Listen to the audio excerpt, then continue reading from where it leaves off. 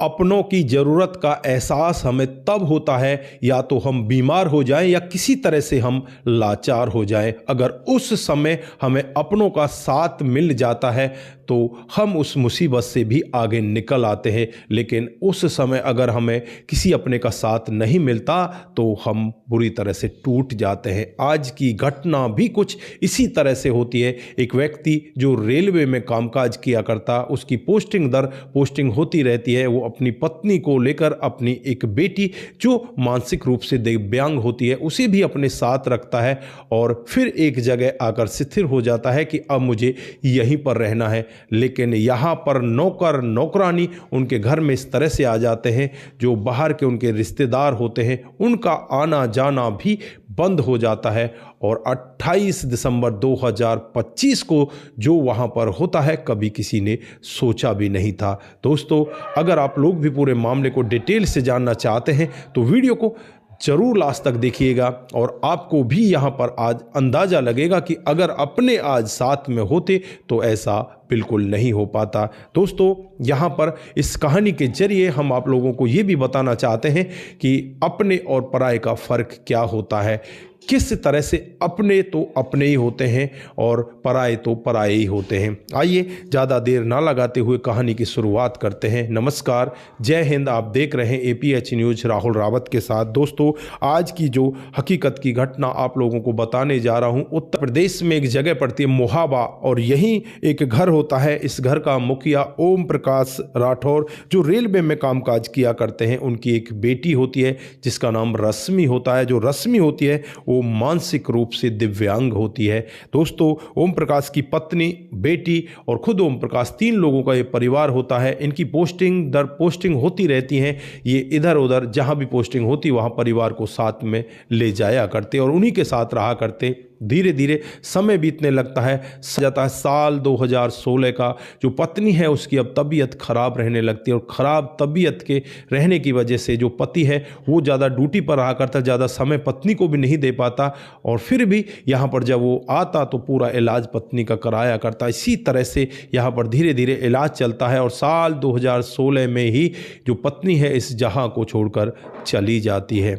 अब यहाँ पर बेटी की जिम्मेवारी पिता के ऊपर आ जाती है। पिता अब सोच में पड़ जाता है कि अब मैं इस बेटी को कहाँ लेकर जाऊँ। फिर वो एक निर्णय लेता है, उत्तर प्रदेश के मोहाबा में एक घर बनाता है और उस घर के अंदर ही अपनी बेटी को लेकर वहीं पर रहने लगता है। धीरे धीरे कुछ समय और बीतता है तो यहाँ पर वो दूसरी शादी तो नहीं करता, लेकिन यहाँ पर उसे ज़रूरत होती है कि कोई नौकर मिल जाए जिससे हमारे घर का कामकाज आराम से हो जाए। ये खुद भी बूढ़ा हो चुका होता है।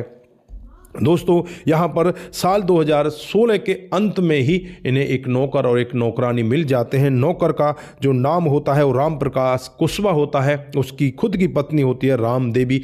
कुछ दिनों तक तो ये बाहर से घर पर आया करते और कामकाज किया करते, लेकिन कुछ दिनों के बाद इनका विश्वास इस तरह से जम जाता है, ये घर के सदस्य के रूप में वहाँ पर रहने लगते हैं और उसी घर के अंदर ये खाना पीना खाकर वहीं सो जाया करते। अब इन्हें दूसरी जगह जाने की ज़रूरत नहीं होती। दोस्तों, धीरे धीरे समय बीतने लगता है। समय के हिसाब से ही जो यहाँ पर ओम प्रकाश राठौर हैं वो बीमार रहने लगते हैं और फिर यहाँ पर दवाई गोली लेकर आते, अपनी बेटी की देखरेख करते। आज इन्हें थोड़ी सी चिंता कम हो जाती है क्योंकि अब जो नौकर नौकरानी है उसकी बेटी की चिंता करने लगते हैं। साल 2020 आता है और साल 2020 के आते आते जो रिश्तेदार हैं वो भी यहाँ पर दूरियां बना लेते हैं। इसके पीछे भी एक कारण होता है। कारण ये होता है कि जो नौकर और नौकरानी होते हैं, जब भी कोई दरवाजे को आकर खटखटाता तो कई बार वो ये कह दिया करते कि ओम प्रकाश जी तो यहाँ पर है ही नहीं, वो तो बाहर गए हुए हैं। और कई बार ये कह देते थे कि वो किसी से मिलना ही नहीं चाहते, उनकी तबीयत खराब है। दोस्तों, जो रिश्तेदार होते हैं वो भी सोचने लग जाते हैं कि यार ओम प्रकाश पता नहीं किस तरह का आदमी बन चुका है, वो तो अपने नौकर को ही सामने भेज दिया करता है, हम उससे मिलने भी जाते तो इस तरह से वो हमारा अपमान कर देता है। उन्हें नहीं पता था कि ओम प्रकाश ऐसा कुछ कर ही नहीं रहा, जो नौकर हैं वो खुद ही ऐसा कर रहे हैं। दोस्तों, अब यहाँ पर रिश्तेदार भी दूरियां बनाने लगते हैं। धीरे धीरे समय बीतने लगता है। समय के हिसाब से ही अब ओम प्रकाश और उसकी बेटी रश्मि को जो बेसमेंट होता घर के अंदर बना होता है, अंधेरा सा एक नीचे कमरा बना होता है, उस कमरे के अंदर इन्हें एक एक बेड दे दिया जाता है और ये दोनों के दोनों गुमनामी का जीवन वहाँ पर बिताने लगते हैं। बाहर के लोग बागों को इस सब का कोई एहसास ही नहीं होता कि अंदर चल क्या रहा है। जब नौकर नौकरानी से पूछा जाता है तो वो कहते हैं कि बिल्कुल ठीक है, उनका कामकाज ठीक चल रहा है। दोस्तों, बाकी नौकर और नौकरानी से ज़्यादा लोग बात भी नहीं करते, क्योंकि उन्हें क्या मतलब है कि दूसरे के घर में क्या चल रहा है। पड़ोसी तो पड़ोसी ही होता है। दोस्तों, अब यहाँ पर धीरे धीरे समय बीतता है और समय के हिसाब से ही जो नौकर और नौकरानी होते हैं वो पूरा का पूरा कब्जा इस घर के ऊपर कर लेते हैं, अपना ही राज यहाँ पर चलाने लगते हैं। अब तो इन पिता और बेटी को बस उतना खाना दिया जाता जिसके हिसाब से ये जिंदा रह सकें। बाकी इनको ज़्यादा ना तो भरपूर भोजन कराया जाता, ना ही इन्हें बाहर आने दिया जाता। अब तो वो अंधेरे उसी कमरे के अंदर जो बेसमेंट का होता है गुमनाम जीवन जीने लगते हैं। दोस्तों, किसी को कानो कान खबर नहीं होती। धीरे धीरे समय बीतता है और लगभग 5 साल का समय इसी तरह से बीत जाता है। 5 साल बाद एक दिन 28 दिसंबर 2025 का वाक़या होता है, जब ये नौकर और नौकरानी उस बेसमेंट के अंदर खाना लेकर जाते हैं। तो वहाँ जाकर देखते हैं जो इस घर का मुखिया है ओम प्रकाश राठौर, वो इस जहां को छोड़कर जा चुका है। उसकी सांसें थम जाती हैं, इनके हाथ पैर कांपने लगते हैं। अब करें तो क्या करें, अब तो कुछ कर ही नहीं सकते। दोस्तों, ये रोने लग जाते हैं और इनके दिमाग में प्लान आता है कि ये अपने अड़ोसी पड़ोसियों को बताएं।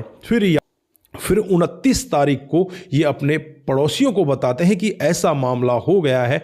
जो पड़ोसी होते हैं वो इनके रिश्तेदारों को खबर कर देते हैं और रिश्तेदार जैसे ही यहाँ पर पहुँचने लगते हैं तो घर आकर देखते हैं कि घर का दरवाज़ा लगा हुआ है, बाहर से ताला जड़ा हुआ है। दोस्तों, अब रिश्तेदारों के भी यहाँ पर हाथ पैर फूलने लगते हैं कि यहाँ पर हो क्या गया है। दोस्तों, अब यहाँ पर चारों तरफ हंगामा मच जाता है। पुलिस मौके पर पहुँच जाती है और जब इस ताले को तोड़कर देखा जाता है तो घर के अंदर जब लोग बाग प्रवेश करते हैं तो घर के अंदर कोई मिलता ही नहीं। इन्हें लगने लगता है कि पता नहीं ओम प्रकाश जी कहाँ गए, उनकी बेटी भी थी वो कहाँ गई, ये जो नौकर थे वो कहाँ गए। अब इनकी कुछ भी समझ में नहीं आ रहा था।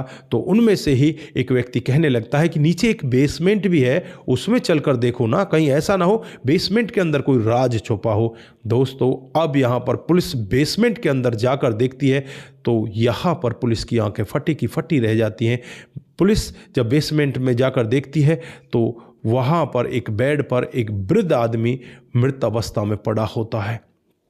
दोस्तों, वो वृद्ध आदमी कोई और नहीं था, वो ओम प्रकाश राठौर होता है, जिसकी अब मृत्यु हो चुकी थी। और वहीं पर साइड में दूसरे बेड पर एक लड़की होती है जिसका नाम रश्मि होता है, जो ओम प्रकाश की बेटी होती है, जिसकी सांसें चल रही होती हैं, लेकिन वो जिंदा होते हुए भी ऐसा लग रही थी कि इसमें भी कुछ बचा ही नहीं है। आनन फानन में उस लड़की को वहाँ से ले जाकर नज़दीकी हॉस्पिटल में भर्ती कराया जाता है और वहाँ उसका इलाज चल रहा है। करते हैं कि उस बेटी का स्वास्थ्य जल्दी से ठीक हो जाए और वो फिर से अच्छे से रहने लगे। लेकिन अब यहाँ पर पुलिस अपनी जांच पड़ताल में लग जाती है कि वो नौकर और नौकरानी कहाँ गए। ये तो साफ खुलासा हो चुका था कि नौकर नौकरानी ने ही यहाँ पर ये इतना बड़ा कांड रचा था, क्योंकि वो लोग यहाँ पर ये चाहते थे कि इनको बस थोड़ा थोड़ा सा भोजन दिया जाए, जिससे ये कमज़ोर होते चले जाएंगे और उसके बाद एक दिन इनकी मौत हो जाएगी तो उसके बाद इस घर पर हम ही कब्जा कर लेंगे और हम ही यहाँ पर रहने लगेंगे। लेकिन वो इतने ज़्यादा डर चुके थे, उन्हें लगने लगा था कि अब तुम पकड़े जाओगे। इस वजह से वो यहाँ से फरार हो जाते हैं, यहाँ से भाग जाते हैं। पुलिस अब उनकी जांच पड़ताल में लगी हुई है, आसपास के लोगों से बातचीत कर रही है, सीसीटीवी कैमरों को खंगाला जा रहा है। अब यहाँ पर देखने वाली बात होगी कि उन नौकर और नौकरानी को कब गिरफ्तार किया जाता है।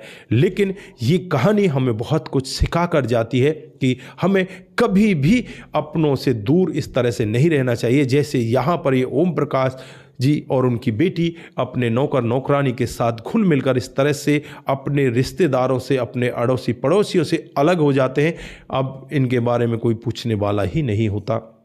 अगर यहाँ पर अड़ोसी पड़ोसियों से भी बातचीत होती रहती तो शायद उन्हें बेसमेंट के अंदर इस तरह से कैद करके नहीं रखा जाता। यहाँ पर इनको पता नहीं कितने दिनों से बेसमेंट के अंदर कैद कर दिया था, जिसके बाद ये मामला इतना बड़ा हो जाता है। तो आप लोग यहाँ पर क्या कहना चाहते हैं, आपकी जो भी राय है एक बार कमेंट बॉक्स में जरूर दीजिएगा। दोस्तों आज के लिए बस इतना ही, फिर मिलते हैं किसी नए मोड के साथ। तब तक के लिए आप अपना ख्याल रखें, परिवार का ख्याल रखें, सतर्क रहें, सावधान रहें, रिश्तों की अहमियत को जरूर समझें। पर कमेंट किए थे उनका नाम हम यहाँ पर बारी बारी से लेने वाले हैं। सबसे पहला जो कमेंट आता है माही उमर का आता है, वो लिखते हैं सो सैड न्यूज़। आपका कमेंट करने के लिए बहुत बहुत धन्यवाद। उसके बाद मोनू जैन जी का कमेंट आता है, वो लिखते हैं कि लड़की ने गलत किया लड़के के साथ में।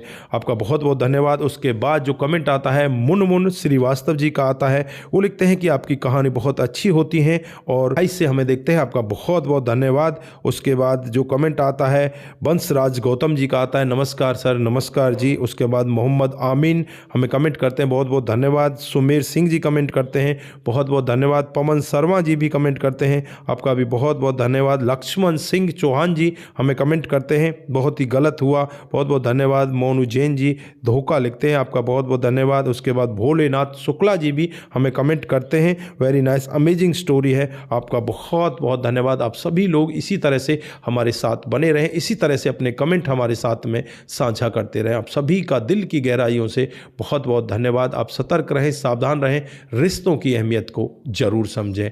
नमस्कार, जय हिंद, जय भारत।